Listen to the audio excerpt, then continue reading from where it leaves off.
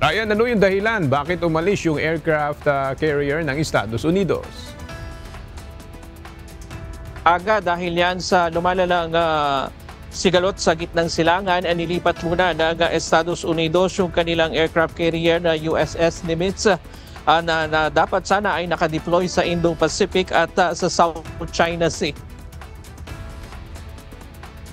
Nitong Lunes, umalis na ang USS Nimitz patungo sa Middle East. Nakansela ang nakatakda ng port call nito sa Vietnam dahil sa operational requirements. Gayunman, tiniyak ng Philippine Navy na walang negatibong epekto ito sa maritime security ng Pilipinas at sa West Philippine Sea. Where there is a conflict or potential hotspot, they move around their naval forces. That is all part and parcel of having a naval force. We move them around where they are needed, when they are needed.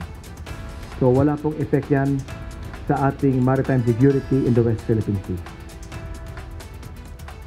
Ayon sa Philippine Navy, mananatili silang nakapokus ang kanilang mga barko at tauhan sa pagbabantay sa buong kapuluan at mga pinagtatalunan na mga teritoryo. Kahit pa may mga pagbabago sa deployment ng mga kaalyadong bansa. Sa ngayon ay tuloy-tuloy ang maritime patrol ng Pilipinas kasama ang mga kaalyado upang siguraduhing mapanatili ang katahimikan at soberenya sa West Philippine Sea. The beauty of maritime power is that it is not static. It is dynamic. In the Philippine setting, your Philippine Navy does not only stay in one particular vicinity of our maritime domain. We conduct continuous patrols all over the archipelago. This is also the same approach of other navies.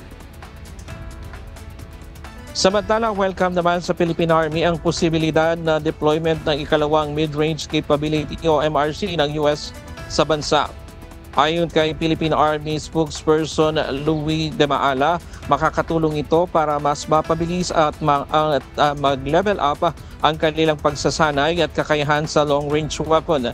Kasalukuyang isinasagawa na ang pagsasanay ng mga miyembro ng Army Artillery Regiment sa MRC system bilang bahagi ng modernization ng hukbong katihan ng Pilipinas.